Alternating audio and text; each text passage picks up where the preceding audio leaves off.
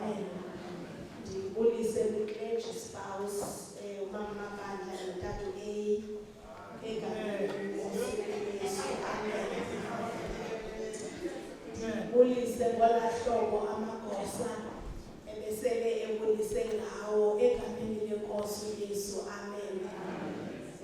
Ngokukhethekileyo mandivele nje umzuzu bemnye ndinxibe icaps yokuba ngoNathana phinde ndiyikhulule ndibulise abantwana bethu abasesikolweni. Amen. Because I think siyalibala ukuba uThixo xa esisikelele abantwana bakwazi ukufunda and bafunde out of town, yi-blessing leyo xa bebebuya. Amen. So ndiyabulela ke ndibulisa, ndiyababona apha oAmiyoli bakhona, ndiyababona phaya oMilani bakhona, and many more bazalwane bam egameni lenkosi uYesu. Amen. Cela nje abantwana bethu bonke abaphangela out of town bame nje umzuzwana bazalwane baphinde bahlale phansi. Amen. Imali ngenyawo Amiyoli, ndiyathetha. Imali ngenyawo Milani. Nomnye bazalwane endingamboniyo ofunda, thank you very much bantu bam, ofunda out of town. Siyabulela uThixo onenza nifunde niphinde nibuyele emakhaya nise-right. Yes. Thank you. Ndikhulule ke ngokulaa caps yoba ngoNathana ndibuyela kule yoba ngo-Archdeacon. Silapha namhlanje kwi-4th Sunday emva kwePentecoste neyicawa ye-14 kwicawa yonyaka.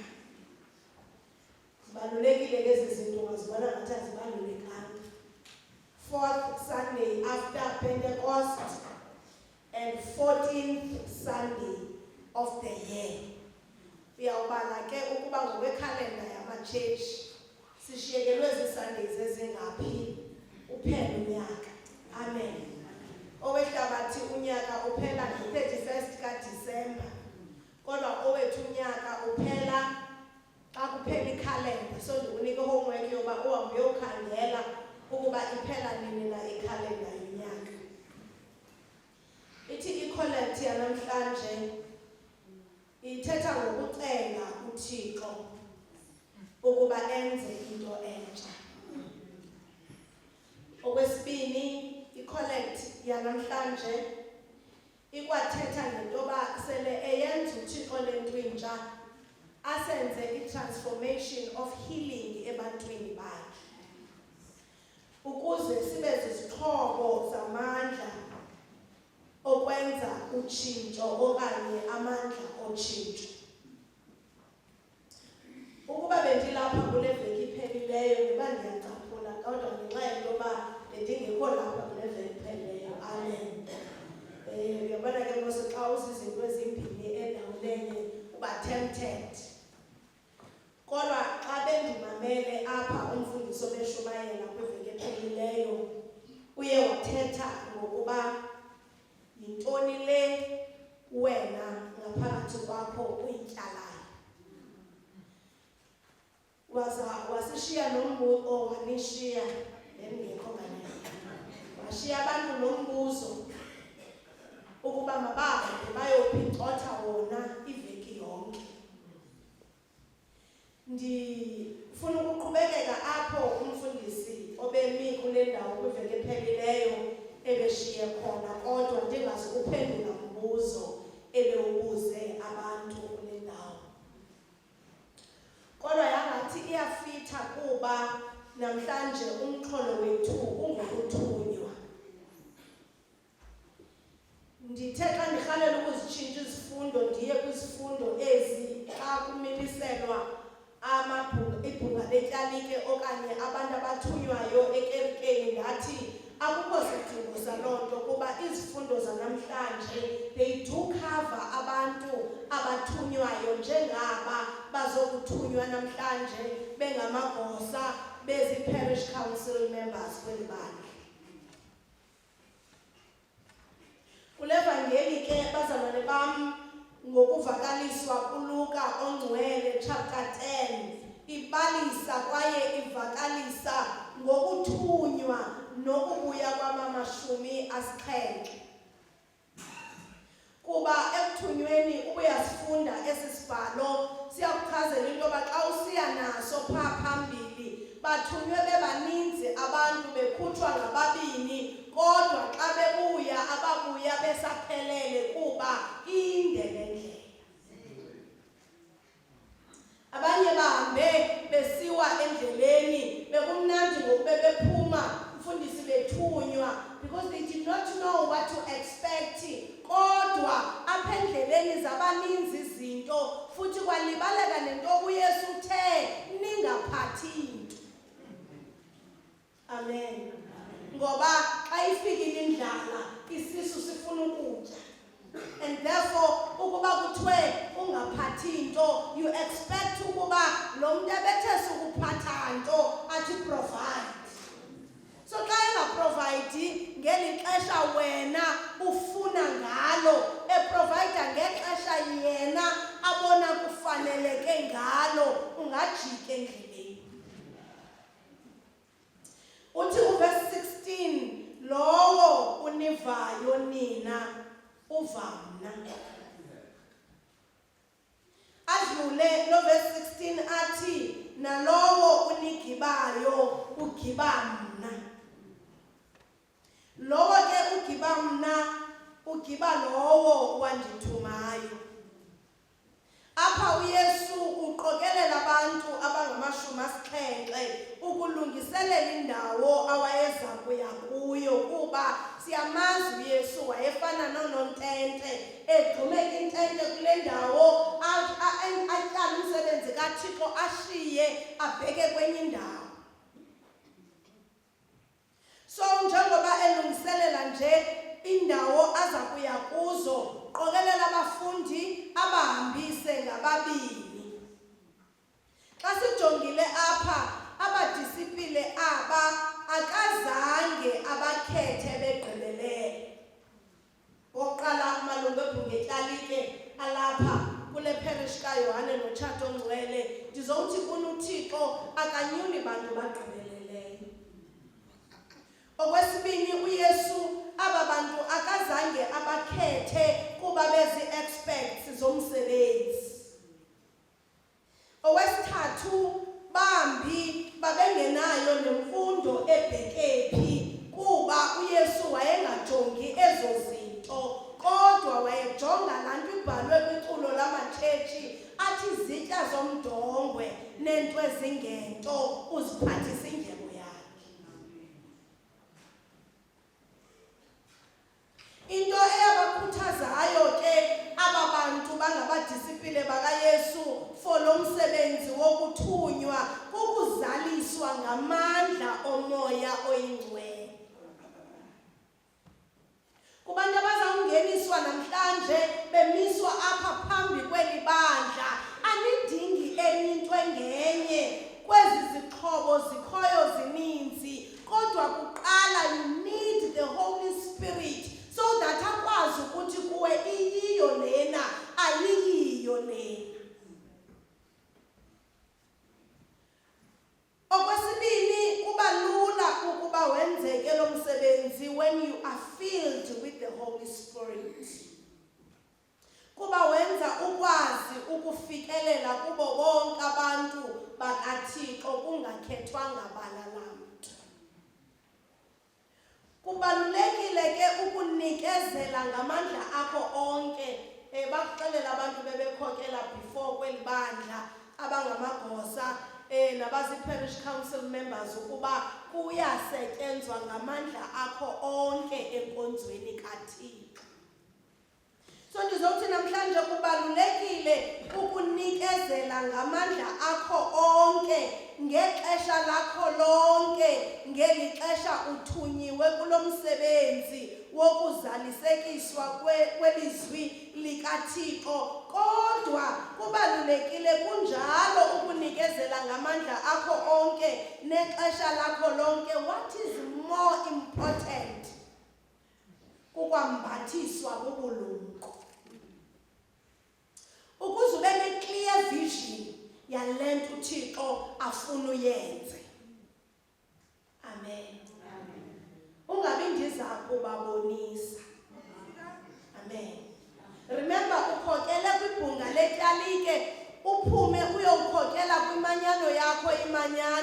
ukhokele kwibhunga letyalike ube ligosa leparish elidinga ukuba even the least of the little children enkonzweni funeka akwazi ukufikelela kuwo. Amen. Ungabi inkokheli engakwaziyo ukungeneka.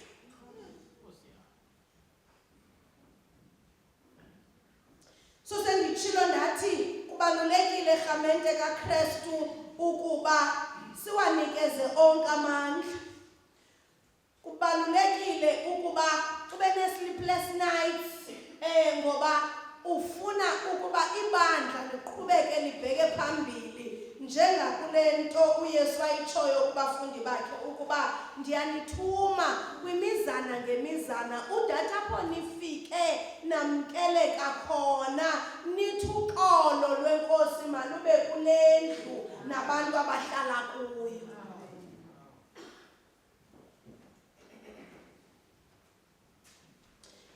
Umbuzo ke zinkokheli nathi sonke esikhoyo apha, what value are you going to add as a leader ukukhulisa ibandla?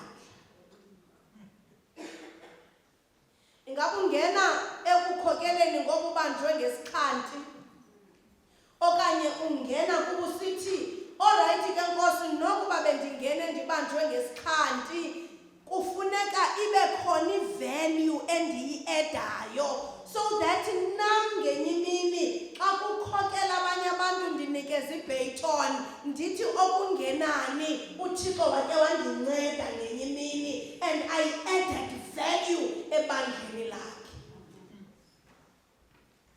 Amen.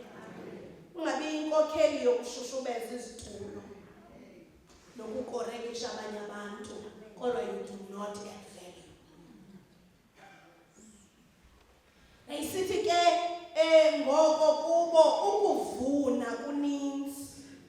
Bekungafundwanga kusitshiwo apha namhlanje. Kodwa abasebenzi batheni? Bambalwa. Akho xesha bazalwane kulo msebenzi wenkosi apho ke kuthiwe akukho msebenzi. Kuba uThixo unomsebenzi ofanele umuntu ngamnye. Amen. Igosa kuzawufuneka ligose. Parish council member kuzawufuneka ibe yi-parish council member. Ungakhangelwa mzalwane ngoxanduvo luthabathileyo. Esinye semisebenzi yile athi uYesu khungani ke ngoko enkosini yokuvuna. Amen.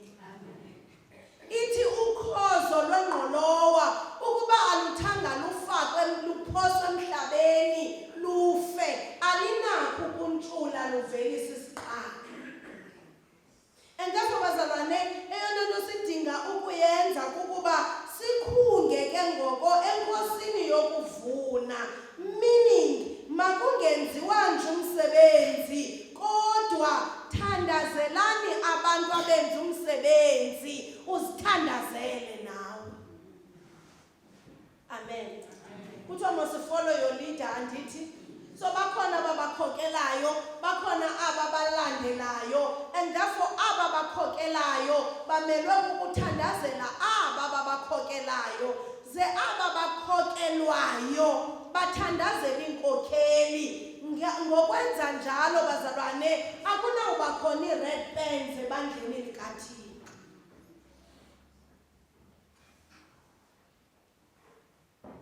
Uthi ke uYesu apha ndinithuma njengezimvu phakathi kweengcuka. Kodwa ke azikho iingcuka musemandleni kaKristu andithi. Amen. Melba akukho ngcuka endlini kaThixo. Iingcuka ziphi? Ziphaya ngaphandle. Amen. Kodwa namhlanje ndiyafuna ukuyeyamanisa le nto kubantu abakhokeleyo nabaza kukhokela ukuqala namhlanje ukubheka phambili ukuba uthi uYesu kubafundi bakhe ndinithuma njengezimvu phakathi kwantoni kwengcuka. Idithi kwenye indawo zambethe ntoni? Amen. Meaning lo muntu from a distance ungumuntu. Kodwa sondela usebenze kunye naye. Kuyabonakala i-true colors zakhe. So uyasixhobisa uYesu, uyalixhobisa bazalwane bami uthi ndinithuma njengezimvu phakathi kwengcuka. Check nawe ke ukuba awuyiyo ingcuka ekhokeleyo. Amen. Ngoba ukuba uyingcuka ekhokeleyo izawuba ngathi ngabantu aba bazingcuka kanti eyona ngcuka yinkokheli. So funeka uzi-align nento kuba Nkosi, whatever that I am doing mna mandibe yile mvu ekuthethwa ngayo. Kuba xa esithi uYesu ukuba ndinithuma njengezimvu phakathi kwengcuka bese nditshilo ke ndathi azikho ebandleni likaThixo. Lona uYesu uyabaxhobisa ukuba mabaqonde ukuba they would meet the opposition apha ekukhokeleni. Amen. Njengoba bebathuma phaa ngaphandle kabadisipile bakhe uzawudibana nabantu phaya abangabachasi Kristu, kodwa aba bakhokeleyo bazalwana inyaniso imsulwa yentoba ikhona i-opposition even in the house of the Lord. Remember the Bible says asingabo bonke abathi Nkosi Nkosi abaya kungene bukumkanini bukaThixo. Apha singagcwalisa sibe ngu-1,000 membership kodwa nothi wonke umuntu uthi Nkosi Nkosi uyawungene bukumkanini bukaThixo, meaning zikhona ingcuka even in the house of God. Uthi kuYesu apha nezwi likaThixo eyona nto kufuneka niyiqonde, you will meet the opposition. Kodwa when meeting the opposition, wena be still and know that uYesu intoni uyinkosi.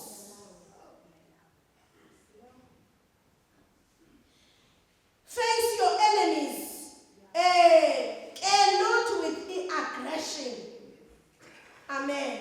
Do not be aggressive ebantwini bakaThixo. Remember, xa ukhokele wena uyacambalala. Amen. Wenza laa nto ithi Nkosi ndicela ungenzi itapethu ukuze abantu banyathele phezu kwam. Inkokheli leyo. Amen. Inkokheli yile ithi xa abantu bona bonke bemi ngenyawo yona ithathe ngokuhlala phansi. Inkokheli yile ithi xa abantu bona bethetha bonke yona isuka ithi cwaka ixelisa uYesu ithi iBhayibhile exela imvu esiwa phambi kwabaxheli bakhe. Amen. Ngoba azinyuki zombini kube khona into elungayo. Kodwa ithi lento sele kunjalo yiba nothando nobulala. Funa ukuthi kunikeze inkokheli andinoyikisi xa nditshoyo kodwa ndiyithethe ngesingesi ndithi a dangerous mission requires sincere commitment. A dangerous mission requires sincere commitment. Ungena inyawo zakho zombini, elinyawo alibe ngaphakathi, elinye libe ngaphandle. Kodwa amanyawo akho omabini abangaphakathi so that xa kuvela izinto ezibangela uba ufuna ubuyumva kungabi lulu kubuyumva kodwa ukuba ungqabalazile ayizubakho this sincere commitment. Sincere commitment ayenziwe ecaweni. Sincere commitment ayenziwa kumfundisi. Kodwa sincere commitment yenziwa kuThixo. Uthi umbhali lo univayo nina uva mna. Wena nje okukokwakho ukwenza umsebenzi. Uye kuYesu ankcenkceshele umsebenzi wakhe awutyalileyo ngawe. When you are just an instrument. Amen. Nangona apha abantu xa nimisiwe apha banganikhobela izandla kodwa xa niyohlala phansi abanye babo ngoba bezingcuka bemane besithi nobani nawe uyakhokela.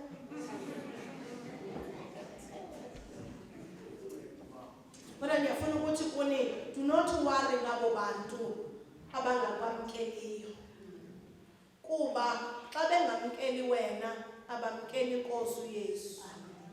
Kodwa xa besamkela wena bamkeli inkosi uYesu. Udade uYesu xa ethetha uba abakwamkeli mabazi nje ukuba abaneli kungamkeli mna kodwa bamkeli lowo wandithumayo. Ndaqonda it is very deep because xa uxabana noThixo ukhona uYesu for ukuthethelela.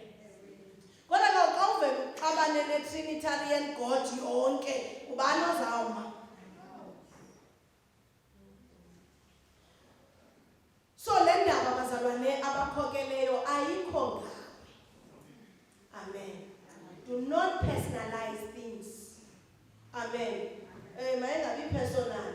Mayingabi kuba akandimameli okanye abandimameli ngoba indimi kungokutheni wena. Uthunyiwe nje andithi.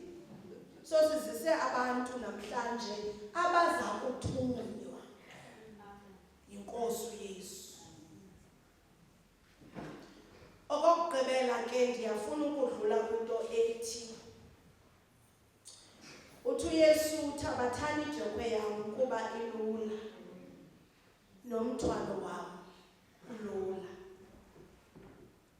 Xa ingasathwaleki ke ngokule jogwe ithiwa. Amen. Do you quit? No. Xa ingasathwaleki bazalwane jogwe ubuyela kumnikazi wejogwe. Uyowuthi kuye ayisathwaleki inkosi uYesu le jogwe yakho anymore. Amen. Undivile xa bendithetha apha ndithi akukho xesha lokuba kungabikho msebenzi apha endlwini kaThixo nakuYesu. Yifaniseke le nto nokuba xa kungasathwaleki emsebenzini wakho personally uyanyamezela kungathwaleki kunjalo. Yile ndithi ke ngoku xa kungasathwaleki apha kulo wakwaKristu umsebenzi ubuyisela umsebenzi kwinkosi uYesu. Uyayazi uba yena uzawuthini xa ekuphendula? Uzawuthi nyathela apho ndinyathele khona. Akazuthi yeka kaloku hayi kodwa xa usiza emfundisini uzothi umfundisi hayi ndiyayibona nam mani ngathi too much. Hayi nyhani awuvakali. Hayi ke khwitha ke uyaqonda. But ukuba ubuyisela umsebenzi kaYesu kuYesu uza kuthi uYesu iza kaloku mntwana wam hold my hand masihambe kunye le ndlela kuba ibihleli ngeyo yakho kakade. So ndizowuthi kuwe ndime njengo-Archdeacon Mosi sengumfundisi weli bandla angangathathi any resignations from the leadership of this church. Amen. If you want to resign emveni kokungenisiwe namhlanje ngo-Archdeacon ambo-resign enkosini yona ekubizileyo. Because utshilo wathi idyokwe le nomthwalo wam ulula kuba anithunywa ngabefundisi, anithunywa ngabantu abathile, nithunywa yinkosi uYesu esebenzisa abantu.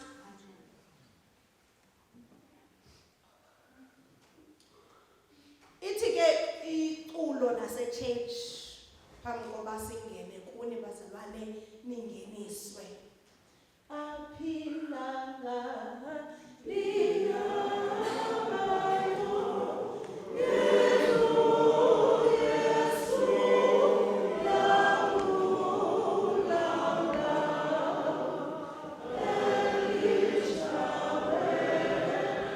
Let's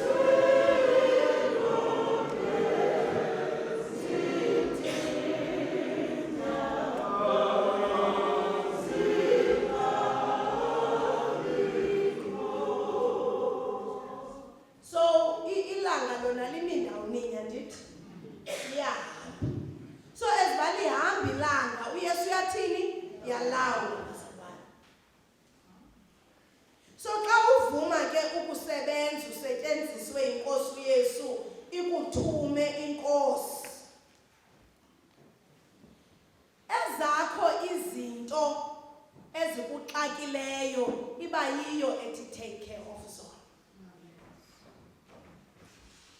Ubujonge esi sifundo sokuqala apha kuthethwa ngeqhenqa likaNahamani, andithi? Ithi wazenza zonke inzame zokuba likwazi ukusuka iqhenqa, futhi ngenxa yento yoba engumntu ophezulu esikhundleni efuna uba eli qhenqa lisuswe ngeeterms zakhe. Kodwa uYesu yena nto vela wayenza yintoni?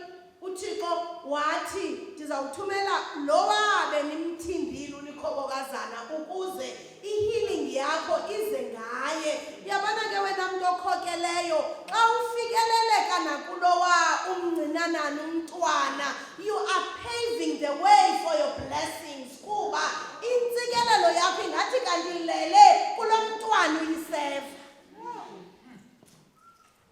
So xa unika indlebe yokuba ummamele, ithi loo nto intsikelelo yakho ingabe kanti iphaya kuye. So uNahamani ke ngoku kweli qhenqa lakhe bazalwane uphiliswa. Udathi uyayibiza ke le milambo mininzi ikufutshane yaseDamasko, athi yintoni uba lo ngathiwa mandiyohlamba kuyo, kuthiwa yiya phaya, kuba xa uthunywe endaweni ethile kufuneka ungabuzi intoba kule ndawo kuthiwa mandithunywe kuyo, ndiye kuyo, ndizawufika njani? Nkosi uYesu uyayazi uzawufika njani. Iziqhamo ke zokuvuma kwethu ukukhokela nokuvuma bazalwane bam ukukhokelwa. Amen. Kuba une-opinion eninzi kakhulu umntu ohleli ngapha kwecingo. Mnika i-chance naye yokuba abe nganeno kwecingo, kube kukhona amehlo avulekayo. Bandla likaYohane noTshathi ongcwele, abantwana bakaThixo esivumileyo uba mabasikhokele kweli bandla, masibanike i-chance. Okukokwethu ukubathandazela, okukokwethu ukubathanda, okukokwethu ukubaxhasa, okukokwethu okokuba sibabone kukhula iziqhamo zokuvuma kwabo ukukhokela bethunywa yiNkosi uYesu. Ze nithi ke ngokunini enikhokeleyo sele nifike emakhaya nifunde amaGalati kwakhona chapter 6 verse 9, esi sifundo sesibini. Impumelelo yokukhokela kwenu ipha. Ithi masingadinwa ke kukwenza okulungileyo, kuba xa sizingisa lode lifike ixesha lokuvuna. Amen. Lo gama usasebenza akubonakali ingathi khona indima ehambayo.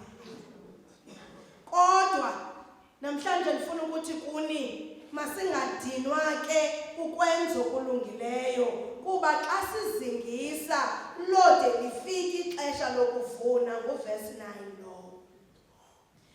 Ze athi verse 14 yena xa ethetha emveni koba nizingisile, kodwa mna uPawulos mandingaqhayisi nganto ingengoumnqamlezo weNkosi yethu Yesu Kristu, kuba ngalo mnqamlezo ihlabathi lifile kum nam ndifile kulo. Emveni koba usebenzile parish council member, emveni koba usebenzile gosa, sukuqhayisa nganto ingengoumnqamlezo kaKristu. Thike ngoku verse 16, nabani na ohambayo nenceba kunye nalo lonke usapho lukaThixo nguSirayeli omtsha ke lo. Nantso qha into endizokuyithetha namhlanje, ukuba sihambe siwetyise la mazwi ekuthinini xa kumele kuvakala ubude bendlela, sibuyele kumaSirayeli xa ayesithi andizange ndihambe nanani entlango. Ingabe zonakala iingubo zamaSirayeli bazalwane? Ingabe iimbadada zabo zaphela endleleni? Nawe ke bamba amandla kaSomandla, ubamba amadinga akhe onke. It goes bazalwane nakubantu abafumana ubunzima emisebenzini. It goes nakubantu abafumana ubunzima ezikolweni. It goes nakubantu abafumana ubunzima kwi-communities zabo. Bamba nje amadinge Nkosi uYesu uhlale kuye imihla yonke.